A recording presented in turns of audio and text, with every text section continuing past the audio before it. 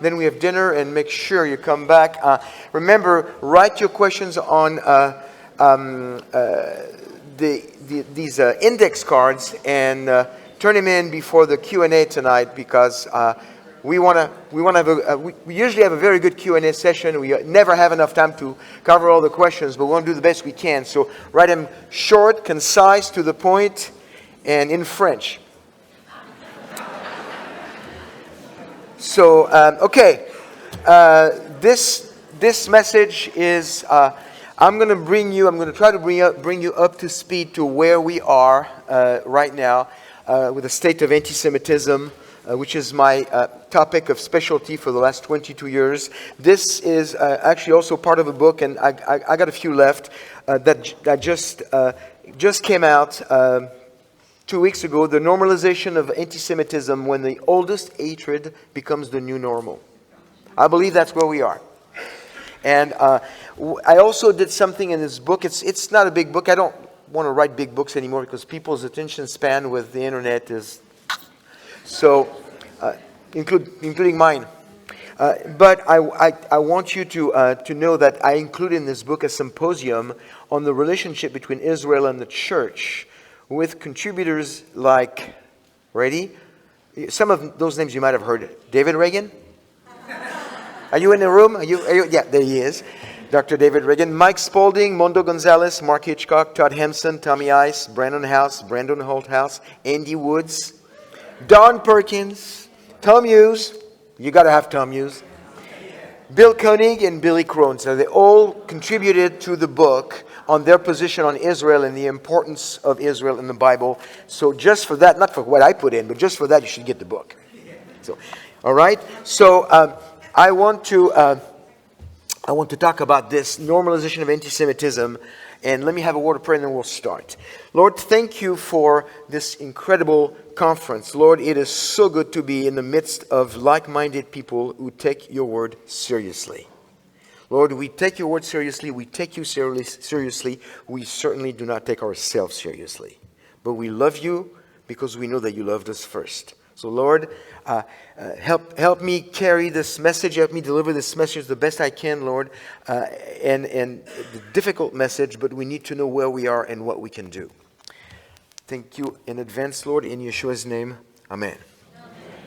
Okay, so are we on the screen? We're all good? All right. So, I like to start with a couple of definitions. If you know me, if you heard me before, you probably heard that definitions before. Here it goes. Is it fooling me? Yes. Okay, good. Anti-Semitism is the irrational, and those are two words that I'm starting to really emphasize as I speak now, moving forward. Irrational and demonic hatred of the Jewish people and of Israel, characterized by thoughts, words, and or deeds against them. Okay? Can be a combination of all three or some, but that's what it is. Anti-Semitism is the irrational and demonic hatred of the Jewish people and of Israel, characterized by thoughts, words, and or deeds against them. A definition for normalization. Normalization is the process by which something previously considered abnormal or unacceptable becomes perceived as normal. And this is not necessarily bad, okay? The normalization of diplomatic ties between two enemy countries, it's all good. But you should never have the word normalization and anti-Semitism in the same sentence. That's an oxymoron. It should be an oxymoron. But you're going to discover today that it is not. And that's very scary. So I see on the spectrum of the history of the Jewish people, I was going to say the history of mankind, but really you can't have anti-Semitism without the Jews. So the spectrum of the history of the Jewish people, which goes back to the biblical account, I see 6 different markers for anti-Semitism. And there's a divider in the middle, which is an event that marks, really, we speak of Jewish history as pre-Holocaust and post-Holocaust. It's that important of an event.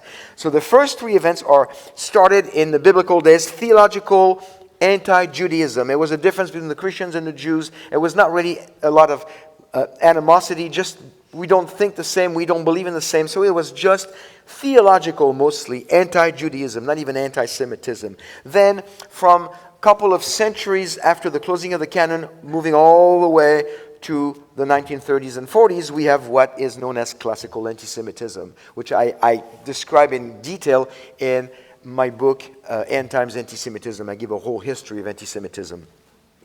Then, right at the Holocaust time, we have this racial anti-Semitism. The Jews are a race that needs to be destroyed, that needs to be annihilated, it's a vermin, a subhuman race. So that's the racial anti-Semitism of the Holocaust.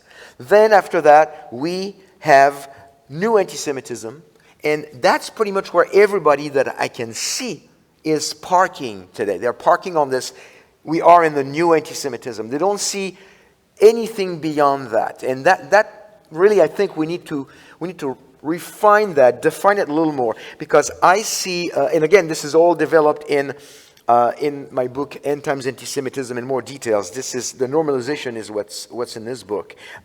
End Times Anti-Semitism, I make a case that it started in 2012 with an event that took place in France. That was a killing of a rabbi and 3 children in a day school in Toulouse, in the south of France. And then there's one more. So we are now in End Times Anti-Semitism, which is a part of the new anti-Semitism. And basically, the victims have been made the perpetrators, and the perpetrators have been made the victims. There's been a role reversal. That's where we are right now. There's one more. It's tribulation anti-Semitism. And that one is it's the worst of them all. We are not going to be part of it. As I shared this morning, we can do everything we can to make sure as many Jewish people do not take part in this, because we can get them saved before the rapture. They'll come with us. But that's the next one. Right now we are in End Times Anti-Semitism, and I believe that we have reached a point where we are in the normalization of anti-Semitism. So I actually just did all this. I told you all this, all those slides. So I can skip all those. Look at this. So the normalization of anti-Semitism, can another Holocaust happen? Simon Wiesenthal, the Nazi hunter, wrote in Everyday Remembrance Day, a chronicle of Jewish martyrdom. He wrote, he gave us five criteria that need to be in place for another Holocaust to be possible. Number one is hatred. I will let you decide if it's in the world, okay? Hatred, bigotry, prejudice. Check. Dictatorship, one or a few or many. Check. Bureaucracy, rigid hierarchy of bureau chief, petty officials leading to the attitude of I was just following orders. Check. Technology, I wonder. Check. A crisis, like a war, an opportune moment to act on the hatred. Check. And I lied to you, it's 6, not 5. A minority or scapegoat to be demonized, leading to its ethnic cleansing. Check. So can another Holocaust happen? Absolutely. Absolutely. Everything's in place for that. Now, I picked up this, I'm going to try to play this clip for you, just to give you an idea of where we are. This is on the streets of Florida 2 or 3 days ago. It's that recent. There's a man walking, and there's a man with a bullhorn, and the man with the bullhorn is part of an organization known as Goyim Defense League. The Goyim means the nations, okay? But this is a very anti-Semitic group. Some of you have already talked to me today. You've received flyers in your driveways with the Jews are controlling everything, the Jews are this, the Jews are that, and those are printed, most of them by the Goyim Defense League, or those banners that come from the bridge on the freeway saying that the Jews are responsible for the ills of the world, or recently things like Kanye was right. Things like that. This is the people, they're behind it. And this man, I don't know how good the sound will be, but I also put the 2 main statements that he makes as he speaks to a couple of people. I put him in print on the next slide. But let me show you this, and hopefully you will catch what he says. And let me make sure it works. You think you should be put in an oven?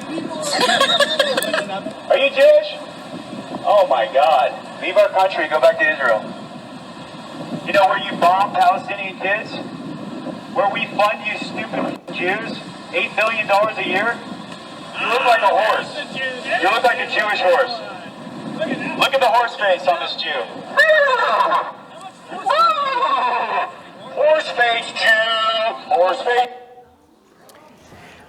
I actually edited this because they had some language in it that I don't think I could play in this church, and it was a little longer, but it's so the two things that he said is, on the first man that was crossing the street, do you think you should be put in ovens? Reference to the Holocaust. Or, leave our country, go back to Israel where you bomb Palestinian kids. Those are two of the statements. This is 3 days ago. I should have started with that. Today, February 25th, has been declared by these people, actually, they're like, a neo-Nazis nutcase, by these people, and a few other groups have followed them. Today, as we speak, right now, has been declared as National Hate Day. I got an email on this 3 days ago, and I thought, like, really? I mean, who's behind this? I mean, obviously, it's not on the American calendar or anything like that, but they declared that this is going to be a National Hate Day, and police chiefs and I think even the FBI called Jewish community centers and synagogues all over the U.S. in the last couple of days, saying on Shabbat, on Saturday, right now as we speak, just make sure you have security. Now we don't even need this, because on a good day, it's a bad day for the Jewish people now. But now they're being really, they keep pushing. So I want to look at 10 points. And just because I was short on my first message, don't get your hopes set. This could be longer. The 10 points I'm going to try to go over. And again, you're getting the PowerPoints. Okay, if you put your name on the list, you're already getting both PowerPoints. And if you have not, make sure you put your name on the list to get this one. It's worth the your name. Anyway, so the 10 points which I cover in detail in the book: apathy, lack of education, low or incorrect reporting, desensitization, lack of accountability, empowerment, demonization of the defenders, persecution of Jews and defenders, encouragement to kill, and mass murder of Jews. So this is what we find. This is how we get to the normalization of anti-Semitism. How many of these are actually in place? You will be shocked. You will be shocked how many are in place. So let's start down the list. Apathy. Number one, people don't seem to care about anti-Semitism unless they are directly affected through someone they know. That is the state of people in general. Now, I understand that I'm preaching to the choir. I don't know who's watching online. Okay? Hopefully, part of the choir as well, but you never know. I'm preaching to the choir, but you need this because you need to understand what you're against. So I am not pointing this at you, not even close. But you need this because this is going to be those are going to be your tools and your weapons to fight the enemy. You need to understand where we are. So when I say people, I don't mean you, but I mean people in general. Unless it's in their backyard, they don't really care. They got bigger fish to fry. Anti-Semitism is not on most Christians' radar. When people don't care, they don't respond. They don't react. And we've seen this, of course, 80 years ago. Some of you might know who this is. Pastor Martin Niemöller, German pastor during the Second World War. If people continue being, that's not what he said, I have a quote from him right after that, but if people continue being apathetic toward anti-Semitism, they will miss the greater danger looming over other communities. And this is a famous quote that is attributed to him. First, they came for the socialists and did not speak out, and I did not speak out because I was not a socialist. Then they came for the trade unionists, and I did not speak out because I was not a trade unionist. Then they came for the Jews, and I did not speak out because I was not a Jew. Then they came for me, and there was no one left to speak for me. We don't want to be there again. Please. Please. So, please don't boo when you see pictures of the people I'm going to show you. Okay, just let's be respectful. Let's understand that these people need Jesus, but they're wrong. Okay?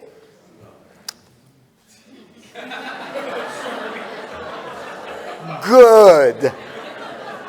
It doesn't take us anywhere to make fun of them or boo them. And I know we were tempted. I have my internal boo, but it's internal.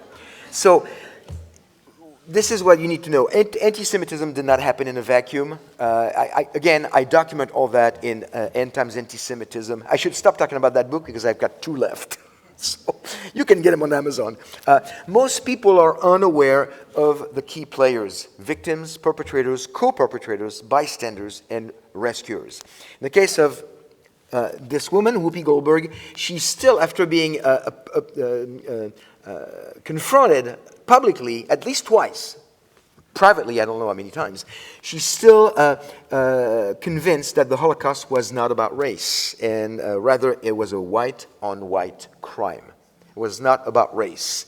It was everything about race. Now, it's not really about race when you think about who the Jewish people are, but the Holocaust, the reason why Hitler wanted to get rid of the Jews is because it was a race that was, according to the now debunked, although making a comeback, law of science of eugenics, the Jews were a subhuman race. Subhuman, not really human. And if you're not human, you need to be destroyed.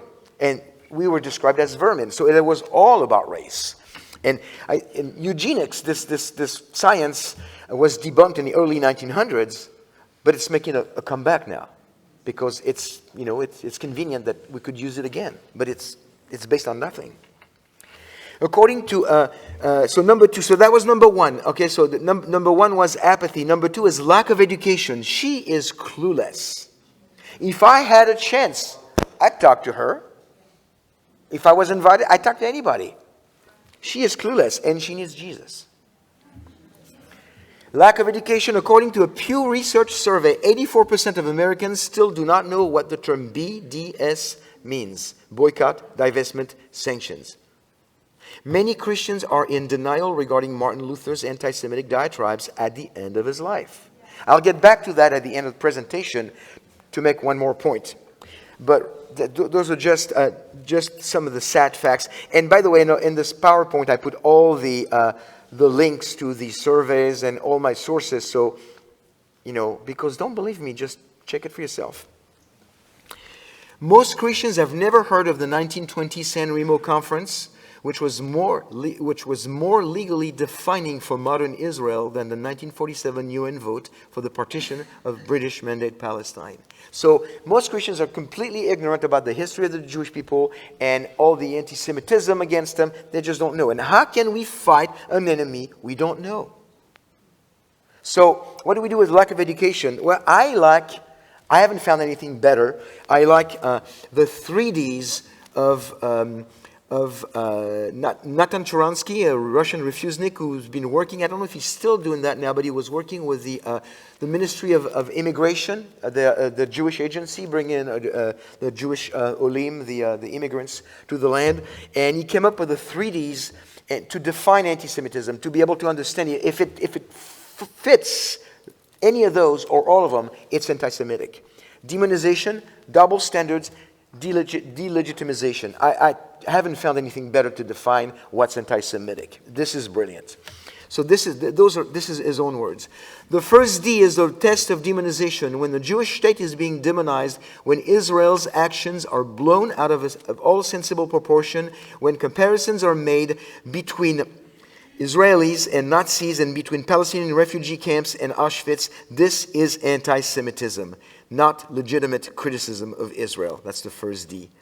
The second D is the test of double standards. When criticism of Israel is applied selectively, when Israel is singled out by United Nations for human rights abuses, while the behavior of known and major abusers such as China, Iran, Cuba, and Syria, to name just a few, is ignored, when Israel's Magen David Adom, this is the equivalent of the Red Cross, when Israel's Magen David Adom alone among the world's ambulance services is denied admission to the International Red Cross.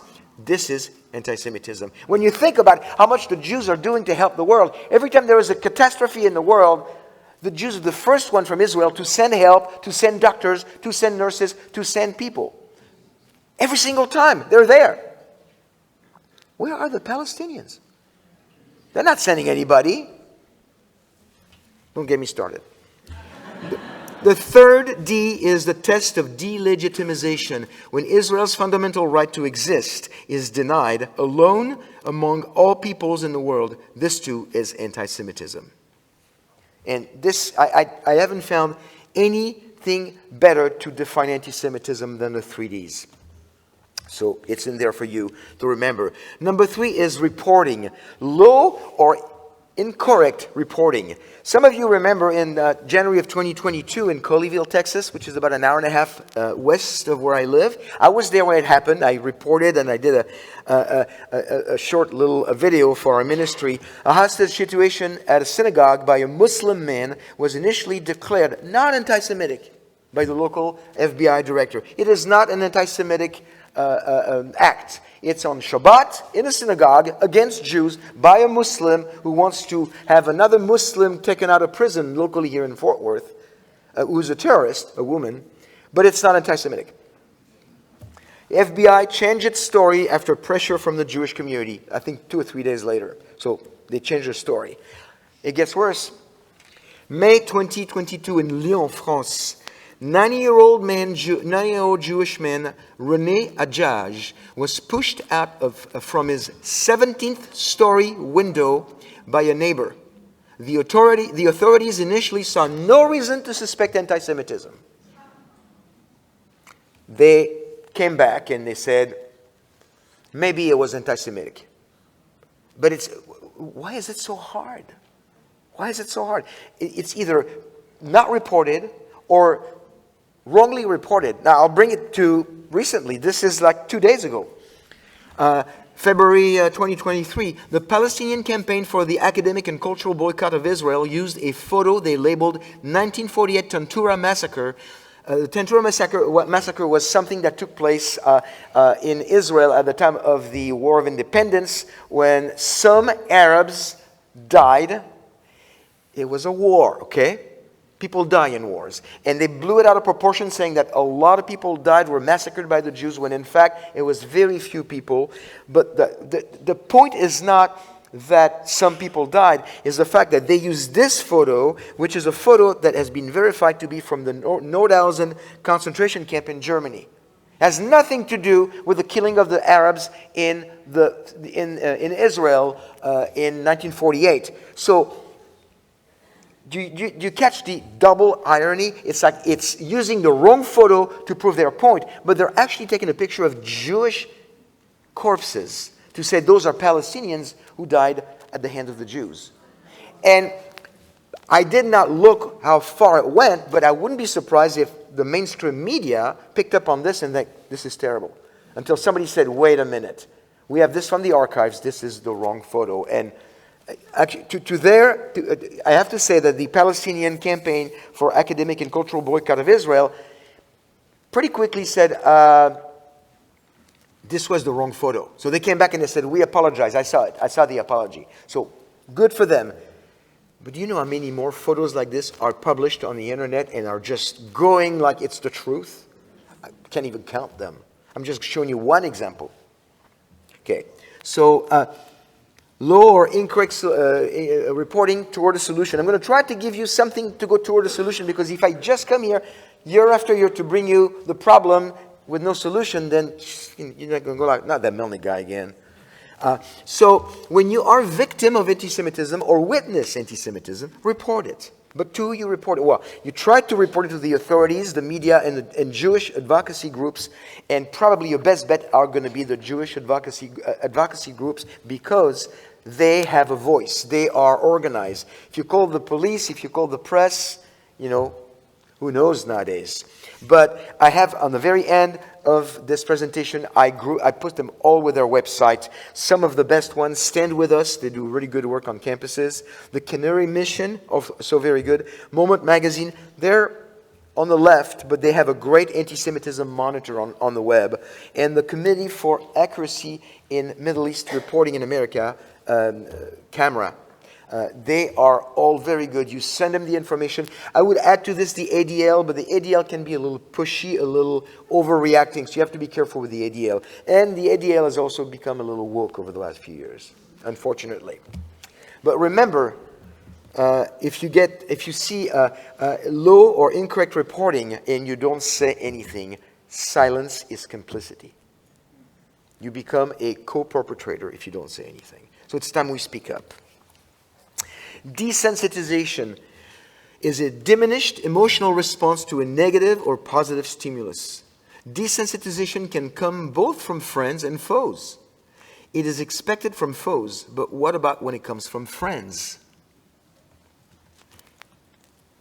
When we hear comments that are clearly insensitive about Jewish people, including jokes about the Jews, I just heard a joke. I was teaching a Bible study at my church last Thursday, a couple of days ago, and at the end of the Bible study, this man who's not Jewish comes to me, he goes, "Can I tell you a Jewish joke?" And I'm going like, ooh, ooh. I'm like, I said, sure, as long as it's clean and, it's not, painting the Jews in a bad way. And then he said, well, it was given to me by Chuck Missler. Some of you might remember Chuck Missler. So I said, well, he was a friend of Israel. So, so he told me the joke. And actually, it's very short, but it was funny. So it's two Jewish men. And I'll give you a clean Jewish joke. So when you said somebody, can I give you a Jewish joke? You can use that one. Two Jewish men are in an elevator, and every day they go to the same work. So they go in the elevator in the morning, they go up together, don't say a word to each other. And then at the end of the day, they work for the same company, they go back in the elevator, and they come down, and they don't say a word to each other. Two Jewish men.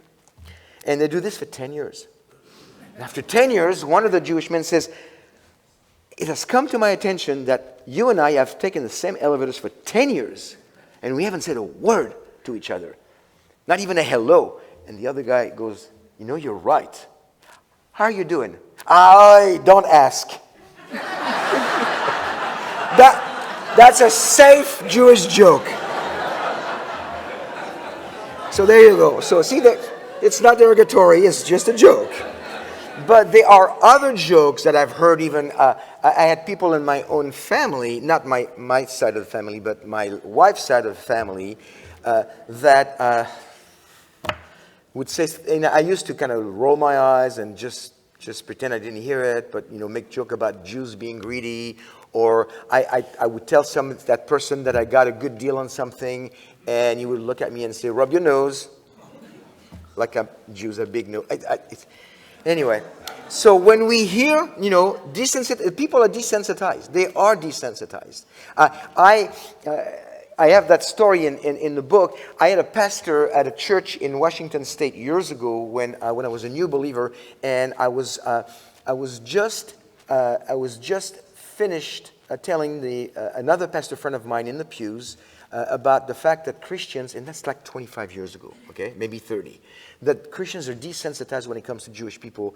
And he goes, "Oh, Olivier, you're overreacting." And our senior pastor was preaching that Wednesday night, and he's pacing the stage, and he's going, "Now, I want to paint the picture. The Jews were just finished killing Christ." And I go like, bing, like this. I elbow my pastor friend, and I go, "See?" And he looks at me, and he goes, "What?" None of them, that pastor or the senior pastor, are anti-Semitic. One is with the Lord now. I knew them both. I knew their hearts. There's no question in my mind they didn't mean anything bad. They're completely desensitized. They were not even hearing what they were saying. And that's from the friends. Imagine what can happen from the foes. It's all there. Number 5, no accountability. This drives me crazy. 2017 in Paris, the French seem to have a lot of it for some reason, of the anti-Semitism. Maybe it's because France has the largest Muslim community in Europe. Like 11% of France is Muslim. It's really interesting the way things are changing in France. May 2017 in Paris, a retired Jewish doctor, Sarah Halimi, was thrown out of a second floor, or at least it's not the 17th floor. Well, thrown out of the second floor window by her neighbor Kolibi Traore, screaming Allahu Akbar. This is Kolibi Traore. In 2021, in Paris, Halimi killer Kolibi Traore was not even put on trial. No accountability. Not put on trial after the French Cour de Cassation, which is the equivalent of the American, the highest court, the Supreme Court. That's the French Supreme Court. After the French Cour de Cassation deemed him not responsible since he was high on cannabis when he acted. So what the message it's sending people, and believe me, that message was loud and clear. If you want to kill a Jew, just make sure you smoke a joint. What else do you hear from that? And here's the irony. In France, if you throw a cat or a dog, your pet, through the window, you get up to €70,000 euro fine and up to 5 years in prison. But if you throw a Jew through the window, smoke a joint, you'll walk free. It took place in 2017. It took them 4 years to realize we're not going to trial him. It's not worth it. So in 2021, he walked free. No accountability. Still under no accountability, Campus Intifada or Campus Jihad. Over 200 American colleges facilitate conferences and seminars led by anti-Semites and pro-Palestinian speakers while boycotting and blocking any event about Israel or Zionism. Okay, this is becoming a big problem, and the problem is that our kids don't know how to defend themselves. The Christians don't really know how to defend their Jewish friends. The Jewish people are forced to not have a voice, and the pro-Palestinian narrative is just running rampant. There's no balance, so it's very scary. And of course, even our Christian kids and grandkids. We live in an era where most people don't read their Bible anymore, so they don't have a Bible education. You know the danger of sending your kids to college. I'm not going to tell you. It's very dangerous. So, U.S. bipartisan task force requested by Congress in 2022 identified the problem. It formed committees to discuss the strategy, gather statistics, implement very little, and almost zero enforcing. It was just on paper. It's all on paper. And that's very, very sad. It's all those things are like, a task force for this and a task force for that. In the meantime, Jews are being beat up on the streets. In Brooklyn, everywhere. It's okay, let me keep moving because you're not listening fast enough. So toward a solution, it's a little bit of the same like prior. When you are made aware of the lack of accountability, you should also report it to authorities, media, Jewish advocacy group, such as the ones that I've already mentioned. And please don't think that you reporting to those Jewish groups, which I think is probably your best bet, don't think it's going to go unnoticed. They do have a voice. Number 6, empowerment. The result of the lack of accountability is the empowerment of the perpetrators and an increase in anti-Semitic crimes. According to the ADL, anti-Semitic incidents reached an all-time high in 2021, 34% increase over 2020. Attacks against synagogues increased by 61%. 2022 will most likely break the 2021 record. We don't have the numbers yet. They're still tallying them. When you are made aware of the empowerment of anti-Semites, do not let them intimidate you. Know the law so you can warn people and report the culprits. The bottom line, friends, is we have to start speaking up. Because once we're taken, we can't speak up anymore. And it is our duty to speak up against this kind of anti-Semitism and to really show our Jewish community that we care. Because if you say, I'm Christian, I love the Jewish people, I love Israel, and when those things happen, nothing happens, you don't speak up, they're going to go like, yeah, it's all talk. Demonization of the defenders. The current polarization of America makes it very difficult to dialogue or speak up to defend people on any subject. Civility seems to be a thing of the past. Have you noticed? We can no longer, I don't know about you, but it's really hard to agree to disagree. You talk about anything with somebody who has a different view, they start putting labels on you. Those who choose to defend the victims of anti-Semitism are exposing themselves. I want to warn you. The right thing to do is to speak up against anti-Semitism, but I want to warn you, you're not going to make friends. With the Jewish people you will, but it's not popular. We must take a side and defend it. Something very sobering I saw the other day online, and I just stole it because that's what I do. Those who hid Anne Frank were breaking the law. Those who killed her were following it. Just let that sink in. Because this is where it's coming. It's coming to having to make choices like that. So the demonization of the defenders, you are not going to be liked. If you help the Jewish people, you're not going to be liked, but it's the right thing to do. Of course, we don't just love Israel, love the Jewish people, and help them because the Bible says that the Jewish people are the chosen people, they're special. We do it because we want to make sure that we are given a chance to make a connection, and any opportunity we have, we want them to know we do it because of what Jesus did for us and what He can do for them. Helping, let me make something very clear. This is also something I'm not going to say steal because that's, I'm going to say I borrowed from my friend from One for Israel, I think Etan Bar. He said this. He said, when you help, or when you have humanitarian help for the Jewish people of any kind, just humanitarian help, it is akin to sending a Jew to hell on a full stomach. And I'm not going to do that. And I know you're not going to want to do that. Number 8, increased persecution of Jews. 3 more, and we have time to finish. What's wrong with me? I'm on time twice now.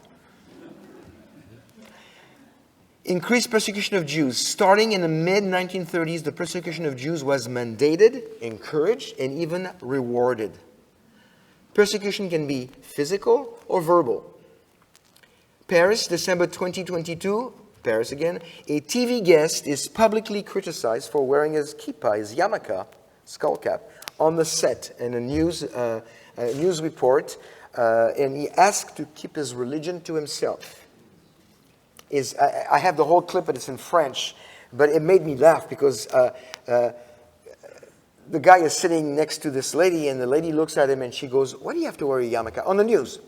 "Why do you have to wear a yarmulke?" And he goes, did you wear it on the show because we're talking about a Jewish topic? And he goes, "No, I wear it every day. I don't put it on or off. I wear it everywhere."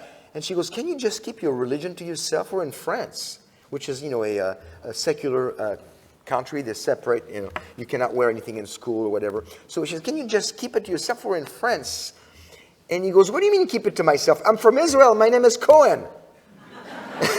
So, he had a good comeback, and he didn't take it off, by the way. He didn't take it off. But it's tragic. On national TV, during a live show, this woman looks at him and she goes, "Take off your yarmulke. We don't need to see that you're Jewish." Wow. That was in last December. Some of you might have heard that. UC Berkeley Law Schools in 2022, the end of 2022, decided to develop a Jewish-free zone on campus. The move was eerily reminiscent of the Judenfrei Nazi Germany, the Jew-free Nazi Germany. Some of the language, and I wrote an article on my blog, I invite you to go see it, newantisemitism.com. Some of the language used by the law schools was very concerning, and I quote them. "In the interest of protecting the safety and welfare of Palestinian students on campus," and they insert the end, there was like 9 different organizations, so they put the name there.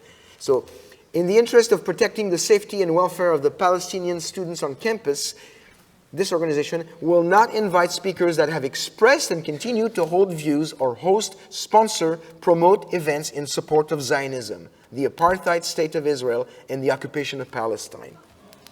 So I recommend, and that one I stole from AD. I recommend that we take the Daniel approach. I've been teaching Daniel at my Bible study, and I'm never going to finish it because I'm basing it on this study, and he's got 60 one-hour videos. And that's probably the short version. So, but in the book of Daniel, in Daniel 3, I just really love, this has to be, if you trust the Lord, if you are in Messiah, if you know He's got you, does He have your back? Yes. I didn't hear you. Yes. Okay, so listen to this. Daniel 3:16 through 18. Shadrach, Meshach, and Abednego replied to the king, "O Nebuchadnezzar, we do not need to give you an answer concerning this matter." And, they were asked to bow to the statue and worship the statue of Nebuchadnezzar. "If it be so, our God whom we serve is able to deliver us from the furnace of blazing fire. and he will deliver us out of your hand, O king. Here comes a clincher. But even if he doesn't, let it be known to you, O king, that we are not going to serve your gods or worship the golden image that you have set up. My God is the same if he comes through or if he doesn't come through. It doesn't mean he doesn't love me. His timing is perfect. Amen. Whatever he decides is perfect. And I know he loves me. Why? Because he sent his son to die for me. Yeah. That's the ultimate sign of love. Death and resurrection, remember? Those two words are together. So the Daniel approach is, and I really like what you did, Andy, on civil disobedience. I mean, those 4 points, because we probably will, sooner than we think, come to that. So I got this straight from Andy's study. I invite you to do that study on Daniel. Again, it's like 60 hours. It's a short version, but it's really good. Well, you know, with Andy, 60 hours is a short version. You know that. You know. It's usually one sermon on a Sunday. So, 4 points. There must be, to commit civil disobedience, there must be a crystal clear conflict between the laws of man and the laws of God. There must be an exhaustion of all creative legal remedies. Civil disobedience must always be the last resort for believers. And here's one that you cannot ignore. There must be a willingness for consequences. And you have to maintain respect for civil authorities. You see this all throughout the book of Daniel. We don't agree with you, O king. It's just very interesting how they come to him and they always, say, we recognize your position, but you're not the boss of us. That's what they're saying.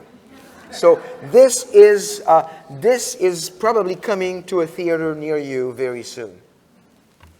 And we'll have to make some moves to help our Jewish friends. Let me finish with this. I got 2 more points and I'm going to wrap it up. Kanye West diatribe, encouragement to kill Jews. That's number 9. We're there. I'm just going to give you I'll give it to you ahead of time. All 9 points are already established. The last one, the mass killing of Jews, is the only one that hasn't happened yet. But it's around the corner. Kanye West diatribe. I'm a bit sleepy tonight, but when I wake up, I'm going DEFCON. You didn't know what he was talking about. DEFCON 3 on Jewish people. The words of a celebrity with over 30 million followers. And the support and defense from another celebrity. That really bothered me even more. What he said was very troublesome, and a lot of people dropped him, and that was actually a pretty good reaction. But what Candace Owens said about him really bothered me. A lot more than what he said. Because I used to respect her. If you're an honest person, you did not think this tweet was anti-Semitic. You didn't think that he wrote this tweet because he hates or wants to genocide the Jewish people. This does not represent the beginning of a Holocaust. She needs to be educated. And here is one of my final points here. Martin Luther did not look forward to what Hitler was going to do because he did not know Hitler. But Hitler looked back at Luther and said, I'm finishing the job. That's part of history. And I'm telling you, Kanye doesn't know who he's possibly not looking forward to, but whoever that question mark is, they will look back one day and say, Kanye said it, he started it, let me finish it. So she needs to be educated on that. Those are the wrong words to say. How much time do I have left? Okay. Number 10. Mass murder of Jews. Well, it happens to be that I've already mentioned that verse today, Zechariah 13, 8 and 9, the 1/3 and 2/3, so I'm not going to go over that again. It's in the notes. Let me wrap this up. Once something previously considered abnormal or unacceptable has become normal, then the normal becomes abnormal. And we are the normal. You know who I want to be? You know who you want to be? You want to be this guy. The lone man refusing to do the Nazi salute in 1936. They're all doing the Nazi salute and he is just looking, determined not to raise his hand. We want to be him. It's not going to be popular, but we want to be him. Isaiah 5:20, woe to those who call evil good and good evil, who substitute darkness for light and light for darkness, who substitute bitter for sweet and sweet for bitter. So friends, we are here. Yeah, thank you, Olivier. We knew that. The question mark represents the imminence. We don't know when, but the next event is the rapture. We don't know how much time we have left, but we have very little time left to make a difference and to reach out to a Jewish friend. What is left for us to do when we have become abnormal to society? When it comes to Jewish people, all that might be left for us as believers is to protect them and provide for them in the name of Messiah, because of the Messiah, and with the gospel. It has to be with the gospel. But it's coming, and I believe that we have checked 9 of the 10 boxes. Apathy, checked. Lack of education, check. Low, incorrect, check. Desensitization, lack of accountability, empowerment, demonization of the defenders, persecution of Jews and defenders, encouragement to kill the Jews, all checked. What's left is a mass murder of the Jews. If I can help it, if we can help it, not on our watch. God bless you.